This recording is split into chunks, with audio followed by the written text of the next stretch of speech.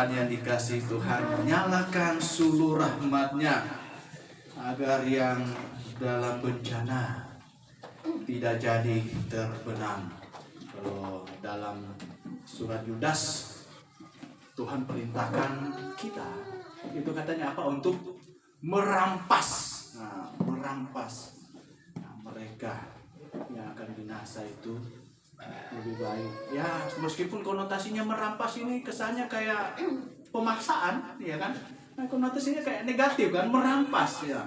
Tapi saudara yang dikasihi Tuhan, ini bukan merampas sesuatu, ini merampas jiwa seseorang dari ancaman neraka. Dan Tuhan mau itu kita melakukannya supaya mereka yang terancam itu bisa diselamatkan. Oke, jemaat yang dikasihi Tuhan, selamat sore untuk kita semua. Selamat sore. Apa kabar? Baik. Ya, puji Tuhan kalau semua yang hadir ini kabarnya baik. Dan ya memang sepertinya memang baik ya semuanya ya. Anak-anak Tuhan kan mungkin bohong ya.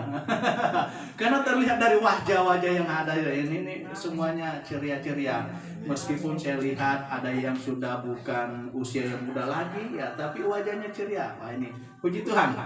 Oke, baik jemaat yang dikasihi Tuhan. Kita akan belajar kebenaran firman Tuhan sesuai dengan tema kita, bersatu hati dan bersemangat. Wah, jemaat GBI di Kayu Sune Manado dalam perjalanan waktu usia ini sudah 10 tahun hari ini. Dan ya saya sudah orang yang kedua sebagai penanggung jawab jemaat. Tadi sudah disampaikan oleh Bapak Diaken, perintis jemaat ini adalah Bapak Servius Papuas. Dan saya sebagai yang melanjutkan pelayanan yang ada. Dan puji Tuhan, seperti tadi juga di dalam doa Bapak Servius, ada begitu banyak hal dilewati oleh jemaat ini. Suka duka, ya kan? Ada saatnya kita tertawa bersama, ada saatnya kita merenung bagaimana ini bisa terselesaikan. Tapi puji Tuhan, kita sampai hari ini sudah 10 tahun. Ya, sudah 10 tahun. Dan ini satu hal yang luar biasa yang Tuhan izinkan kita lewati dan kita nikmati hingga saat ini. Oke, jemaat yang dikasihi Tuhan, kita akan merenungkan satu kebenaran firman Tuhan yang dikasih tema bersatu hati dan bersemangat. Saya mengajak kita untuk membuka Alkitab kita di dalam 1 Korintus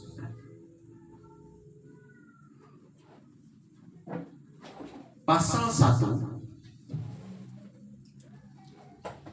ayat yang ke-10.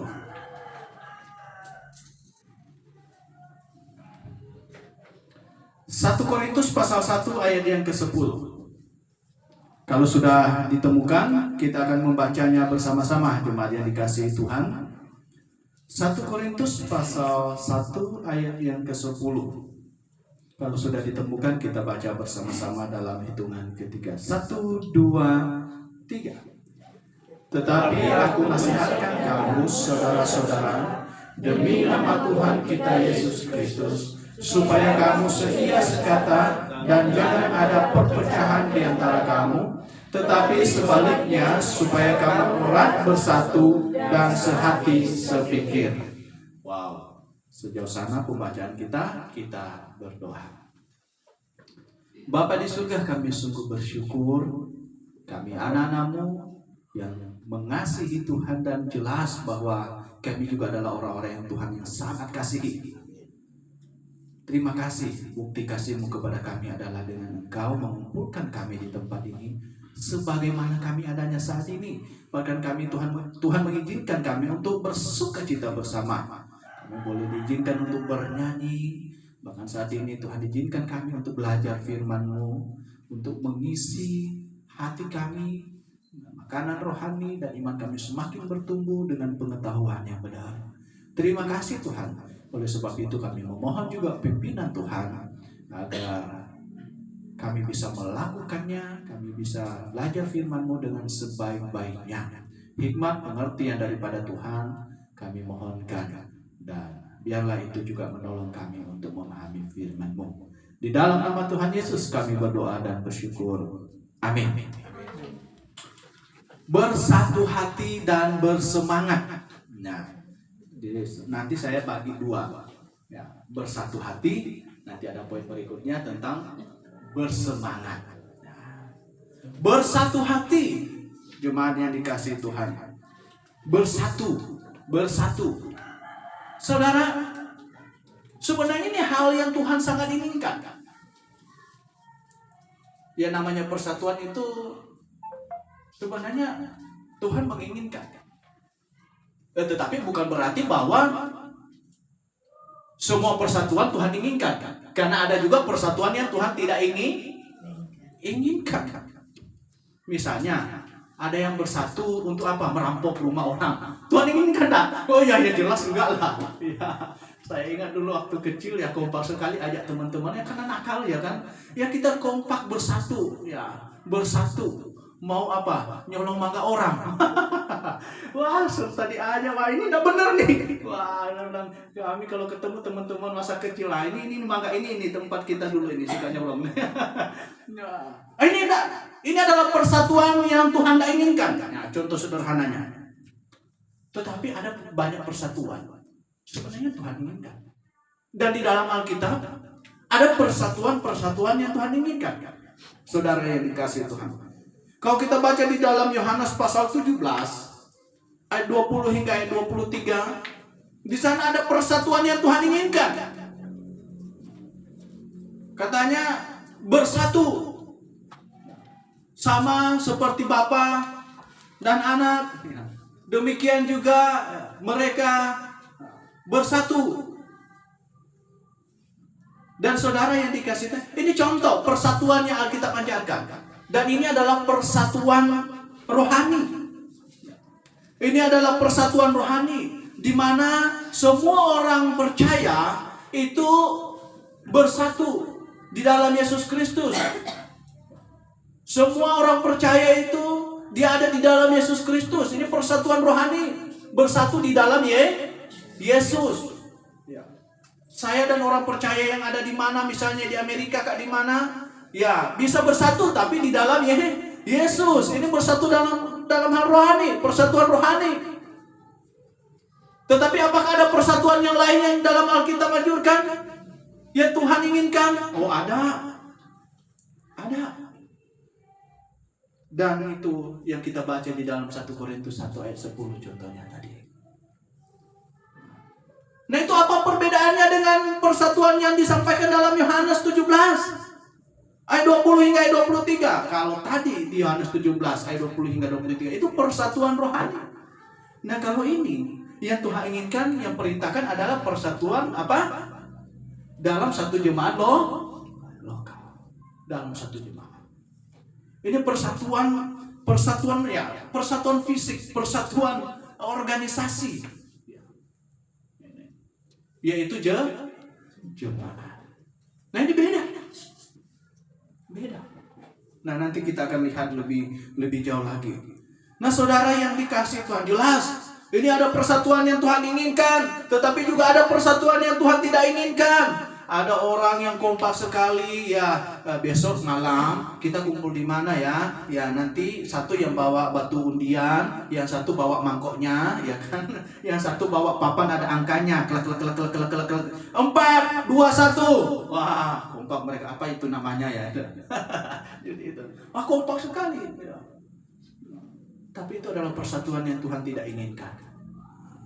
Saudara, perikop yang kita baca memberitahukan salah satu dari persatuan yang Tuhan kehendaki di dalam kehidupan anak-anak Tuhan, orang percaya. Yaitu persatuan dalam satu jemaat lokal atau persatuan tubuh Kristus. Ya ini persatuan jemaat lokal. Ini Tuhan inginkan. Satu jemaat lokal tidak boleh, ya kan, terpisah-pisah. Yang, ya kan, Tuhan bilang itu kan tubuhnya, jemaat kan tubuh Tuhan. Ya kan? Coba bayangkan kalau tubuh Tuhan, yang misalnya siapa yang berperan sebagai tangan kanan, yang satunya perannya sebagai tangan kiri, terus ini tidak kompak. Ini stroke namanya. Yang satu maunya ambil sana, yang satunya ini ada hang ini. Nah, atau yang Yang tangan ya kalau digerak jalan misalnya kan ya harus kompak kan ya kan ya oh salah ini begini ya. Yang tangan ke depan ya kakinya nggak mau maju gitu. Ini stroke. Nah stroke kalau dalam tubuh jasmani kalau ada stroke ini berarti ada sakit, ada masalah. Ada masalah. Di dalam jemaat kalau tidak kompak, tidak bersatu berarti ada masalah. Ada masalah. Ini sedang sakit. Ada sakit. Nah kalau kita menginginkan jemaat itu sehat, berarti perlu ada kekompakan, bersatu. Nah saudara yang dikasihi Tuhan, ya sebagaimana satu jemaat, Tuhan ingin kita bersatu hati dan bahkan teman bersemangat, bersatu hati dan bersemangat. Dan saat ini kita akan melihat tentang kebenaran ini. Tentang bersatu hati dan bersemangat. Saudara, yang pertama dari perikop yang kita baca. Di sini disampaikan katanya, tetapi sebaliknya supaya kamu erat bersatu dan sehati sepikir. Erat bersatu dan sehati sepikir. Saudara, erat bersatu sehati sepikir. Wah ini bukan persatuan sembarang ini. Ini bukan sembarang persatuan ini. Bersatu sehati sepikir. Wah, ini betul-betul kompak ini. Kalau istilah apa? Ini satu chemistry ya. Chemistry ya, satu betul-betul. Wah, ini luar biasa. Ini enggak bisa ini satu persatuan yang luar biasa. Nah, saudara yang dikasihi Tuhan, jemaat perlu tahu bahwa persatuan seperti ini hanya bisa terjadi jika jemaat itu bersifat lokal. Bersifat lokal. Artinya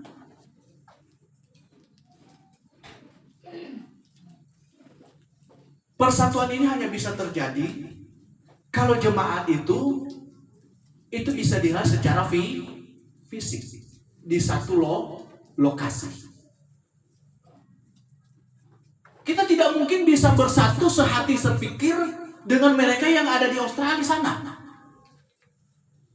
Kenapa? Waduh, gimana bisa satu sepikir? Kenal saja tidak saya sama dia. Ya benar sih, di dalam Yesus dia juga orang lahir baru. Bisa jadi dia juga diselamatkan, orang lahir baru, bertobat. Tetapi saya tidak pernah ketemu dia, tidak pernah lihat dia, tidak pernah ngobrol langsung dengan dia. Oke, bahkan sekarang media sosial sudah canggih, bisa video call gitu kan. Tapi saudara yang dikasihi Tuhan, jemaat yang Tuhan inginkan itu bersifat lokal. Artinya itu bisa ketemu secara fisik. Jemaat itu bisa berkumpul di satu tempat. Perkumpulan orang di satu tempat, satu lokasi. Itu jemaat lokal. Itu tubuh Kristus. Dan saudara yang dikasihi Tuhan, kumpulan murid-murid Tuhan di sebuah lokasi merupakan representasi dari tubuhnya. Jadi Tuhan tidak berkata bahwa tubuh Tuhan itu adalah semua orang Kristen seluruh dunia.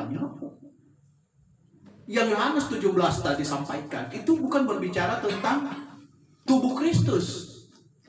Itu berbicara tentang persatuan rohani di mana orang percaya seluruh dunia satu di dalam Kristus. Tetapi satu dalam hal ini konteks tubuh Kristus yaitu jemaat, yaitu perkumpulan orang-orang percaya di satu lokasi di mana bisa ketemu tatap muka. Dan saudara yang dikasihi Tuhan, itulah yang kita baca di dalam misalnya Matius 18 ayat 20.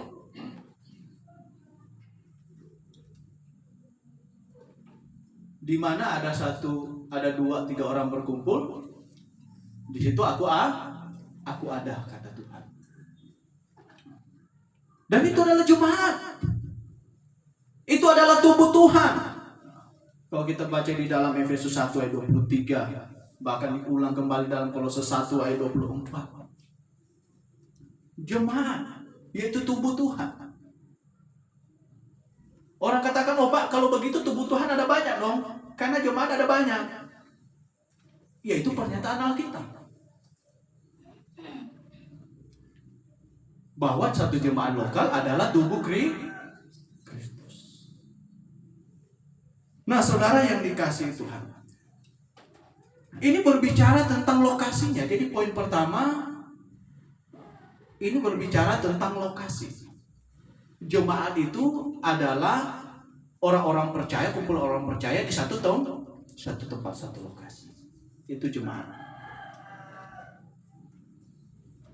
Hal kedua dari poin pertama ini yang bisa kita lihat, ini bisa terjadi ya, bersatu hati.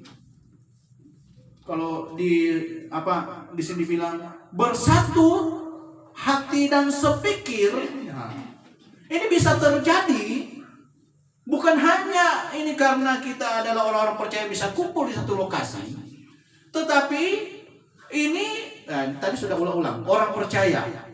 Ini bisa terjadi kalau yang berkumpul ini semuanya orang yang sudah diselamatkan. Jadi selain kita bisa kumpul ya bertatap muka ya, bagaimana kabarnya hari ini? Ya baik. Ya sepanjang minggu apa kesibukan? Apakah ada sakit atau apa? Oh enggak, ya. Nah, terus programnya dalam pelayanan seperti apa? Rencananya jemaat kita nanti bikin apa? Wah, ini baru bisa nyambung ini. Ya. Selain itu, persatuan di dalam jemaat, sehati, sepikir, sejiwa bisa terjadi kalau jemaat itu terdiri dari orang-orang yang betul-betul sudah diselamatkan. Saudara yang dikasihi Tuhan, terdiri dari orang yang sudah lahir baru. Coba kita baca di dalam 1 Korintus pasal 1 ayat 1 hingga ayat ketiga. Di sana dikatakan, dari Paulus yang oleh kehendak Allah dipanggil menjadi Rasul Kristus Yesus, dan dari Sostenes saudara kita, kepada jemaat Allah di Korintus, yaitu mereka yang dikuduskan dalam Kristus Yesus dan yang dipanggil menjadi orang-orang kudus, dengan semua orang di segala tempat yang berseru kepada nama Tuhan kita Yesus Kristus, yaitu Tuhan mereka dan Tuhan kita. Jemaat yang dikasihi Tuhan, Anda tahu mengapa Paulus menyebut mereka yang di Korintus, jemaat di Korintus ini sebagai orang kudus? Katanya apa? Kepada jemaat Allah di Korintus, yaitu mereka yang dikuduskan dalam Kristus Yesus, yang dipanggil menjadi orang-orang kudus. Aduh, ya, ini santo. Tahu kan arti kata santo? Itu orang kudus artinya. Kalau santo kepada laki-laki, santa kepada perempuan, itu orang kudus artinya. Nah, saudara yang dikasih Tuhan, dan sebutan itu bukan nanti dipakai kepada orang yang sudah mati. Bukan. Paulus ini mengirim surat kepada jemaat Korintus kepada orang hidup atau orang mati? Orang hidup. Jadi Paulus menyapa jemaat di Korintus yang masih hidup sebagai orang kudus. Nah, pertanyaannya, mengapa mereka disebut sebagai orang kudus? Mengapa jemaat Korintus disebut sebagai orang kudus? Karena mereka sudah ada di dalam Yesus Kristus. Bagaimana caranya mereka bisa berada dalam Yesus Kristus? Karena mereka telah menerima Yesus sebagai Tuhan Juru Selamat. Tadi sudah diulang-ulang oleh Bapak Diaken sebagai pemimpin pujian kita. Mereka telah mengaminkan Yesus yang adalah Allah menjadi manusia, dihukumkan di atas kayu salib bukan karena dosanya, Tetapi karena dosa seisi dunia, karena dosa saya dan saudara, dan semua dosa kita ditanggung oleh Yesus Kristus di atas kayu salib, sehingga posisinya sebagai anak Allah, sebagai orang kudus, orang benar, bahkan ahli waris, diberikan kepada semua orang yang percaya kepada Dia, sehingga orang yang percaya itu secara tidak langsung mendapat predikat sebagai orang kudus, sebagai orang benar, sebagai anak Allah, sebagai ahli waris. Karena apa? Karena dia sedang memakai atributnya Yesus Kristus. Dia sudah transaksi rohani. Posisinya sebagai anak iblis, sebagai orang berdosa, diambil oleh Tuhan Yesus dan dihukumkan di atas kayu salib. Dan posisi Yesus Kristus sebagai anak Allah, sebagai orang kudus, ahli waris, diberikan kepada semua orang percaya, sehingga orang percaya ini menjadi orang kudus, orang benar, dan ahli waris di hadapan Allah Bapa. Ini transaksi rohani, dan itu terjadi ketika kita percaya, bukan karena kuat dan gagahnya kita, bukan karena harta kita sudah tidak ada tempatnya, bukan karena kerajinan saya melayani, bukan karena kehebatan saya beramal berbuat baik, bukan, tapi karena kita percaya. Oh saudara yang dikasihi Tuhan. Dan apa kaitannya dengan bersatu hati dalam jemaat? Oh saudara, ya jelas ini sangat berkaitan. Ketika orang-orang yang sudah diselamatkan berkumpul di satu tempat, ya kan? Mereka hatinya telah diubah semuanya. Dulunya mementingkan kepentingannya masing-masing, sekarang mementingkan kepentingannya Kristus bersama. Betul kan? Iyalah. Kalau ada orang yang ego cuma lebih mementingkan dirinya sendiri dalam jemaat, wah ini kita tanya-tanya nih, ini orang lahir baru atau tidak? Ya, karena hidupnya sudah berubah, hatinya berubah, tujuan hidupnya berubah. Kata Tuhan bilang kita lebih fokus kepada perkara yang ada di atas. Dan ini hanya bisa terjadi kalau orang itu sudah dilahir barukan, sudah diselamatkan. Dan itu akan secara otomatis di dalam jemaat dia akan berangsur-angsur meningkat ke arah lebih dewasa, dan akan semakin memfokuskan hatinya, memfokuskan pikirannya, memfokuskan tenaganya, waktunya untuk pekerjaan Tuhan. Dan bayangkan kalau semua yang duduk di sini semuanya adalah orang lahir baru, kita sepakat ingin bersama mempermuliakan Tuhan lewat hidup kita, hati kita ditujukan untuk Tuhan, pikiran kita untuk Tuhan, tenaga kita untuk Tuhan, materi kita untuk Tuhan, sehati sepikir enggak kita?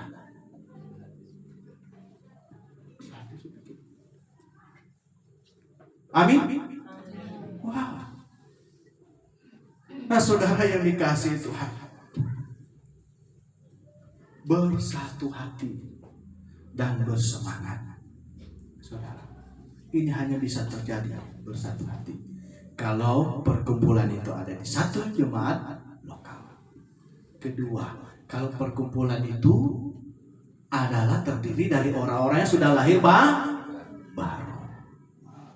Lahir baru ini penting. Tadi kita bahas tentang Nikodemus. Lahir baru bukan berarti mau masuk di rahim dan lahir kembali. Oh gimana caranya? Saya sudah usia 31 tahun ini mau masuk lagi rahim ibu saya. Lagi pulang ibu saya sudah meninggal. Gimana caranya? Oh tidak bisa ternyata. Lahir baru ini bersifat rohani. Kapan seorang lahir baru? Kalau dia mengaminkan Yesus sudah mati untuknya. Kalau di Roma 10 ayat 10 dikatakan, dengan hati kita percaya kita dibenarkan, dan dengan mulut kita mengaku kita diselamatkan. Wow.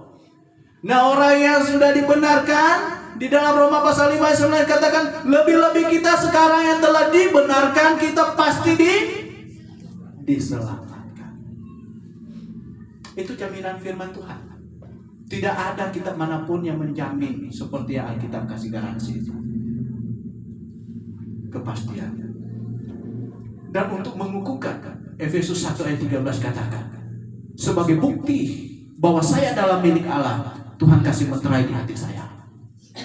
Di hati setiap orang percaya. Apa meterainya? Roh Kudus. Coba. Ini pribadi Allah tinggal di setiap hati orang percaya. Pribadi Allah yang menginginkan setiap anak Tuhan itu melakukan sesuai dengan kehendak Tuhan. Bisa kompak enggak? Bisa kompak. Bisa sehati sepikir enggak? Sangat bisa. Apalagi saling tatap muka. Iya kan? Tiap minggu kita ketemu, tiap hari Rabu bisa ketemu. Bahkan setiap ada ini tinggal, kita ada kegiatan ini ketemu. Wow, indah sekali jemaat yang dikasih Tuhan. Indah sekali. Saudara, indah sekali. Nah, saudara yang dikasih Tuhan. Dan dengan demikian, maka jemaat itu akan berfungsi seperti yang firman Tuhan sampaikan di dalam 1 Timotius 3 ayat 15. Jemaat yang dari Allah yang hidup, tiang penopang dan dasar kebenaran. Jadi jemaat itu fungsinya apa? Tiang penopang dan dasar kebenaran. Orang ke gereja ketemu apa? Kebenaran.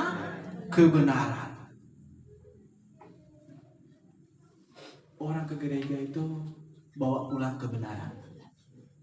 Bukan dari gereja, aduh kita kok bagaimana sama dia itu begini begitu sampai di rumah pang siapa itu belangas terbang bagaimana ke gereja tadi kan, ini bagaimana orang ke gerejanya, atau mana ke gereja senang siapa mendang-undian.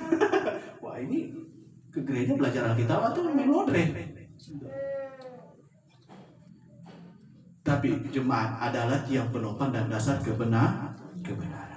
Orang datang ke gereja itu menjadi tahu kebenaran. Bahkan orang datang ke gereja itu bisa tahu jalan keselamatan. Itu yang paling penting. Ya. Orang pulang dari gereja kalau dia bilang saya pasti masuk surga. Orang seisi rumahnya, kok begitu? Oh ya, karena saya di gereja disampaikan lewat firman Tuhan bahwa Yesus hanya satu-satunya jalan ke surga. Tidak ada orang bisa ke surga selain Yesus. Dan caranya gimana saya bisa melalui jalan itu adalah dengan saya percaya. Dan percaya itu bukan perbuatan. Percaya itu adalah sikap hati saya. Makanya Tuhan bilang jangan ada yang memegahkan diri. Dan ketika saya percaya, saya pasti diselamatkan masuk surga. Amin. Selesai. Maka jemaat yang Anda pergi itu berfungsi sesuai dengan fungsinya yang benar. Kalau Anda pergi ke gereja sudah bertahun-tahun, berpuluh-puluh tahun, ketika ada orang tanya gimana mati sekarang masuk surga enggak? Jangan bagus ya kok begitu Atau masuk surga enggak? Itu terserah Tuhan. Masuk surga enggak? Tergantung kita beramal. Kita kan selama ini rajin pelayanan. Ini orang enggak mengerti kebenaran. Karena firman Tuhan berbicara tentang hal yang pasti. Jemaat yang dikasih Tuhan. Jadi saya katakan bersatu hati. Ini hanya bisa terjadi kalau jemaat itu bisa berkumpul secara fisik. Kedua, bersatu hati, sejiwa. Kalau yang menjadi anggota jemaat adalah orang-orang yang sudah sungguh-sungguh diselamatkan. Poin yang kedua dari tema kita yaitu bersemangat. Bersatu hati dan bersemangat. Bersemangat. Apa yang membuat jemaat bisa bersemangat? Ayo. Apa? Nomor 1 adalah kalau Anda menyadari bahwa Anda diselamatkan oleh kasih karunia. Tuhan, saya adalah orang yang seharusnya dibinasakan di neraka. Tapi saya bisa mendapatkan jaminan hidup kekal. Saya bisa terluput dari itu semua karena kasih karunia Tuhan semata. Itu bukan karena kuat dan gagahnya saya. Dan saya sungguh bersyukur Tuhan, terima kasih.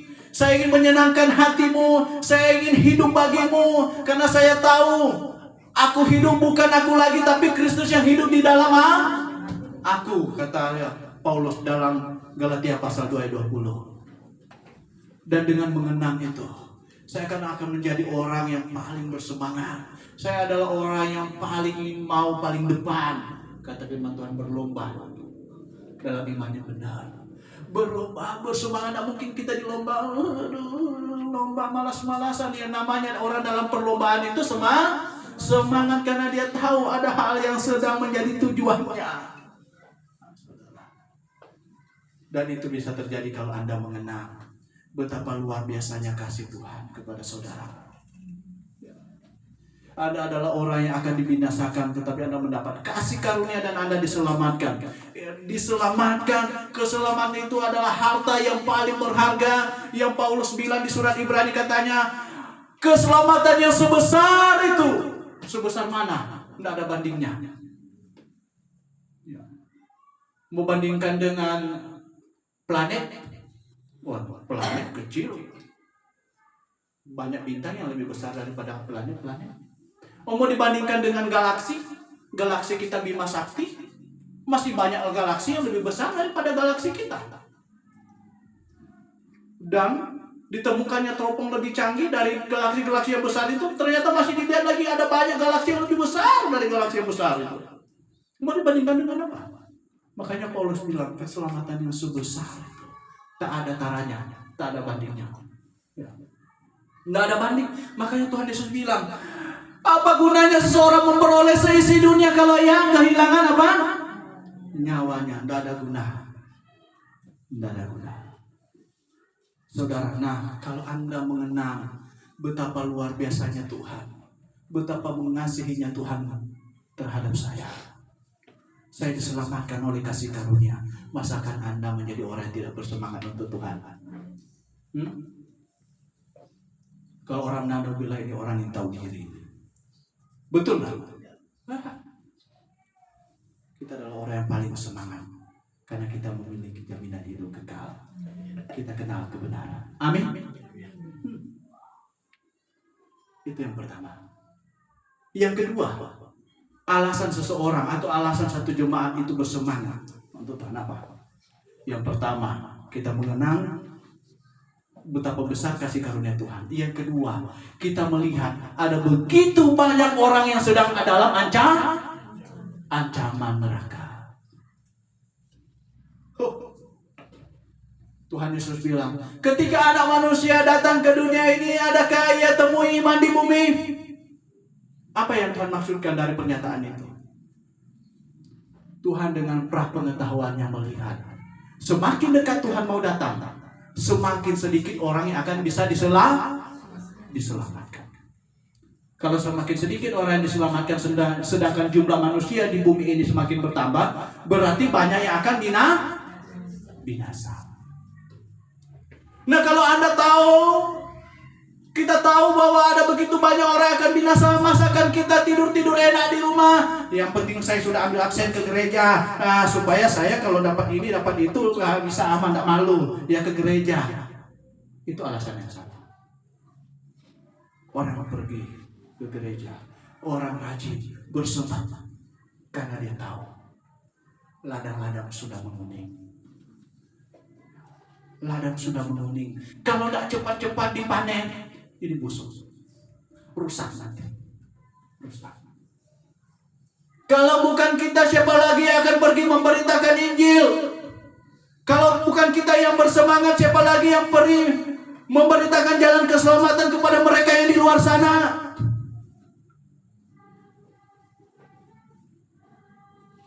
Mau tunggu mereka yang hanya bisa jingkrak-jingkrak mau beritakan Injil?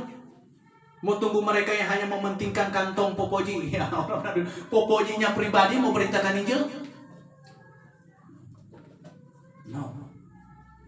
Itu dimulai dari kita. Nah, ini tidak mungkin serta kalau kita yang sudah mengenal kebenaran menjadi orang yang tak bersemangat. Saudara yang dikasihi Tuhan, satu ilustrasi sederhana. Tidak mungkin seorang bapak yang masuk dalam jurang bersama dengan istri dan anak-anaknya. Tiba-tiba bapak itu karena dia kuat, ya sedikit berotot gitu kan, dan ada ya kebetulan ada akar pohon yang ke bawah menjulur, ya kan, dan karena dia berusaha, ya kan, dia percaya ini akar pohon ini bisa selamatkan dia, ya, jadi dia pergunakan kesempatan itu, dia manjat sampai di atas, istri dan anak-anaknya di bawah nih, di lubang di jurang, sampai di atas, tiba-tiba akar itu putus. Nah, adalah suatu hal yang bodoh kalau bapak ini ya sudah sampai di atas, dia pergi makan bakso dulu, ya kan. Dia makan bakso, dia pergi cari rage dulu gitu kan. Ya, dia pergi cari kondro dan makan enak, es buah dan lain sebagainya. Wah, seolah-olah tidak terjadi apa-apa gitu kan. Ini hal yang bodoh. Kenapa? Waduh, dia lupa istri anak-anaknya sudah berseru-seru, sudah mau mati di bawah kelaparan. Dan kita mungkin bisa digambarkan dengan hal itu. Ketika kita sudah diselamatkan, tidak mungkin kita melihat, kita tahu ada mereka yang sedang terancam nyawanya, jiwanya, terus kita enak-enak saja. Kalau itu terjadi, wah ini Tuhan, ya ini benar nggak ini orang-orang? Sehat nggak ini? Padahal Tuhan bilang, nah kita kan sudah bahas yang lalu tentang kasih. Kasih. Orang Kristen, orang yang sudah diselamatkan, itu Tuhan tuntut kasihnya kepada saudara-saudara. Dan kasih terhadap semua orang, kata firman Tuhan. Nah cuma Anda tahu kasih terhadap semua orang itu dalam bahasa Yunaninya, itu kasih yang dipakai untuk merujuk kepada kasihnya Tuhan. Kasihnya Tuhan Anda tahu apa? Kasih yang tak bersyarat. Kasih yang bahkan rela mati bagi orang lain. Dan Tuhan tuntut orang yang sudah diselamatkan, anak-anak Tuhan itu memiliki kasih itu. Kasih saking mengasihi orang lain, bahkan dia kalau bisa rela mati demi orang yang dia kasih. Kenapa? Supaya dia bisa diselamatkan. Nah ini kalau berbicara kasih, karena ada begitu banyak orang di luar sana yang berbicara kasih tapi eksekusinya salah. Padahal Tuhan sangat menuntut orang yang sudah diselamatkan itu mengasihi dengan sedemikian rupa. Cuman jemaat perlu pahami bahwa kita mengasihi Tuhan bukan untuk kita masuk surga, oke? Kita mengasihi, berbuat kasih, mengasihi orang lain itu bukan supaya kita masuk surga, tetapi sebaliknya supaya membuktikan saya sudah masuk surga. Jadi sebaliknya, bukan untuk masuk surga, tetapi untuk membuktikan saya adalah orang yang pasti masuk surga. Sehingga kalau kita sudah diselamatkan, saya adalah orang yang sudah diselamatkan, sudah percaya, sudah bertobat, tapi kita lihat ini orang, mana kasihnya? Betul tak dia ucap ini? Atau jangan-jangan cuma di mulut saja ini? Eksekusinya tak ada. Katanya mengasihi, tapi beritakan Injil enggak. Nah saudara yang dikasihi Tuhan, ini yang pada porsi bersemangatnya. Kita menjadi jemaat yang bersemangat. Karena kita adalah orang yang paling tahu ada begitu banyak jiwa yang di luar sana yang sedang terancam. Selain itu, yang ketiga, selain kita mengingat kasih karunia Tuhan, kedua mengingat begitu banyak orang yang sedang terancam, kita perlu bersemangat. Kenapa? Karena waktunya sudah semakin sedikit. Tuhan bilang, aku akan datang kapan saja. Dan tanda-tanda yang memberitahukan hari ini terjadi itu membuktikan bahwa kedatangan Tuhan sudah semakin dekat. Penyesatan di mana-mana. Mesias-mesias palsu bermunculan di mana-mana. Mereka bernubuat demi nama Tuhan katanya, melakukan mujizat demi nama Tuhan. Tapi Tuhan bilang, hei engkau pembuat kejahatan, nyala dari hadapanku. Dan Tuhan bilang itu akan terjadi menjelang anak manusia datang. berarti kedatangan Tuhan sudah semakin dekat.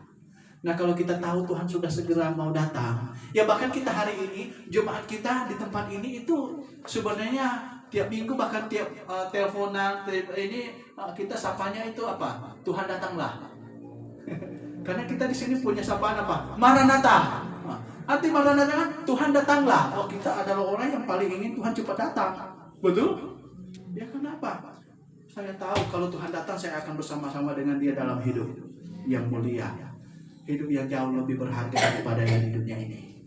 Dan saya ingin saat itu terjadi.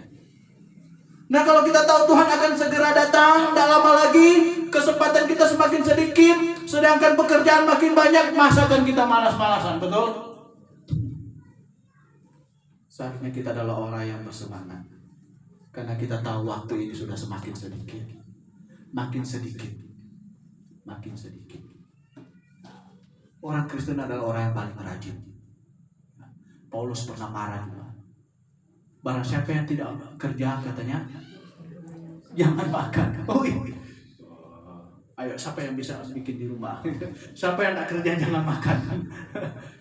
Artinya, Alkitab ingin mengajarkan, firman Tuhan ingin mengajarkan, orang Kristen adalah orang yang anti dengan yang namanya malas. Orang rajin. Terlebih untuk memenangkan jiwa. Soal makan saja ini hanya untuk perut kita saja, kita perlu rajin. Apalagi soal apa? Upah surgawi. Lebih lagi. Perlu semangat lagi. Saudara yang dikasihi Tuhan. Dan semangat itu tidak selalu tergantung kepada jumlah. Kalau banyak jumlahnya baru semangat. No. Dimulai dari masing-masing kita. Perlu semangat. Semangat. Bersatu hati dan bersemangat. Saudara yang dikasihi Tuhan. Dan itu hanya bisa terjadi kalau orang yang ada di dalam jemaat semuanya adalah orang lahir baru. Lahir baru. Saudara. Makanya jemaat itu harus lahir baru. Karena dia adalah tubuh Kristus. Yang Paulus bilang dipersiapkan sebagai mempelai perempuan yang suci kudus. Nah, saudara yang dikasihi Tuhan, bagaimana dengan Anda semua? Sudahkah Anda lahir baru? Kalau Anda sudah lahir baru, sudahkah Anda berada di dalam jemaat yang benar? Saudara, orang banyak pindah tempat tinggal mempertimbangkan apa? Oh, dekat pasar enggak? Dekat sekolah enggak? Dekat mall enggak? Dia lupa untuk mempertimbangkan, ini ada gereja yang benar enggak dekat rumah nanti? Ini seharusnya jadi pertimbangan nomor 1. Dekat sekolah, dekat mall, dekat pasar, itu pertimbangan kesekiannya. Tapi yang nomor 1 adalah Anda memilih tempat yang Anda bisa bertemu dengan tempat yang menawarkan kebenaran, mengajarkan Anda untuk makin dewasa rohani. Terlebih Anda bisa diselamatkan. Amin. Kita berdoa.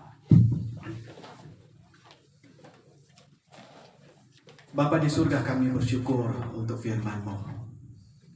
Tolong kami Tuhan, agar kami bisa melakukannya. Karena kami adalah orang-orang yang sungguh ingin hidup benar di hadapan Tuhan. Kami ingin menjadi alat-alat Tuhan yang luar biasa. Kami ingin menjadi alat yang mulia bagi Tuhan. Oleh sebab itu tolong kami, agar kami bisa dimampukan melakukan firman-Mu. Supaya apa yang firman Tuhan ingin kami lakukan itu boleh kami lakukan dengan baik. Dan kami boleh berfungsi sebagaimana yang Tuhan kehendaki, itu menjadi jemaat yang benar, jemaat menjadi tiap penopang dan dasar kebenaran, di mana kami bisa memancarkan terang, menjadi garam di tengah-tengah dunia yang semakin jahat ini. Terima kasih Tuhan, terima kasih. Di dalam nama Tuhan Yesus kami berdoa dan bersyukur. Amin. Oke, karena kita ada acara selanjutnya.